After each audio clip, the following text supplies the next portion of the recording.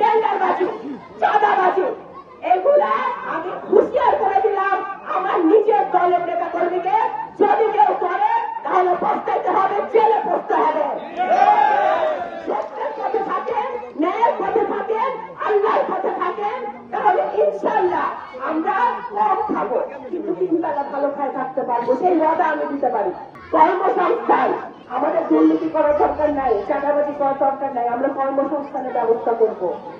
সালকাট উপজেলায় আমার ভাইরা, আমার বোনরা শিক্ষা নিয়ে তারা যাতে ঢাকায় গিয়ে অন্য জেলায় গিয়ে চাকরি করতে না হয়, সরকার থেকে তাদের নিজের পরিবারের পাশে থেকে ঘরে থেকে যারা কর্মসংস্থান পায়, তারা তার জীবিকা নির্বাহ করতে পারে, সেই ব্যবস্থা ইনশাআল্লাহ আমরা যদি ভোটে নির্বাচিত হই সালকা নগরকান্দা মাটিতে, সালকা নগরকান্দা মানুষের কর্মসংস্থানের ব্যবস্থা আমরা করবো।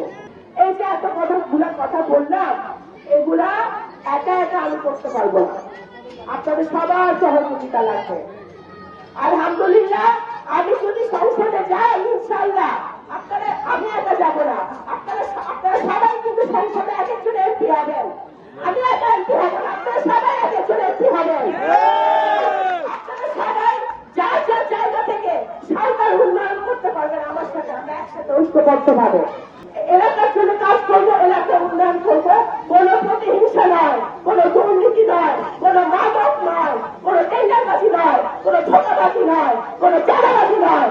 আমরা সব পথে থেকে আমরা নগরকান্দা সরকার উন্নয়ন করব এবং টেকসই উন্নয়ন করব।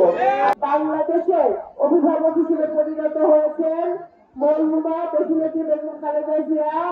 দেশনেত্রী বেগম খালেদা জিয়া দেশে গণতন্ত্র প্রতিষ্ঠায়, স্বৈরাচার বিরোধী আন্দোলনে, ফ্যাসিবাদ বিরোধী আন্দোলনে, এদেশের ভোটাধিকার প্রতিষ্ঠায়, এদেশে কথা বলার অধিকার প্রতিষ্ঠায়, মানবতার প্রতিষ্ঠায়, উনি মানবাধিকার প্রতিষ্ঠায় উনি সারা জীবন, ওনার রাজনৈতিক জীবনের বেশিরভাগ সময় উনি সংগ্রাম করেছেন, মানুষের পাশে থেকেছেন, জনগণের জন্য কাজ করেছেন। আজকে উনি আমাদেরকে ছেড়ে চলে গেছেন। আজকে আমরা সকলে ওনার আত্মার মাত্রার কাজরে করি।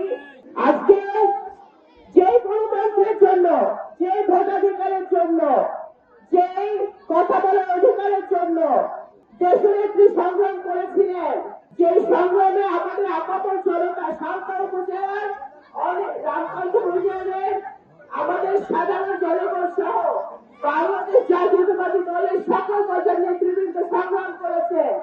সেই গণতন্ত্র, সেই ভোটাধিকার আমাদের প্রতিষ্ঠা করার সুযোগ এসেছে। ফেব্রুয়ারি 12 তারিখে বাংলাদেশে একটি সুস্থ, নিরপেক্ষ, স্বচ্ছ সংসদ নির্বাচন হবে। যে নির্বাচনে সালকা উপজেলা, নগরকান্দা উপজেলা সহ সারা বাংলাদেশের মানুষ সুস্থভাবে, স্বাধীনভাবে ভোট দিতে পারবে।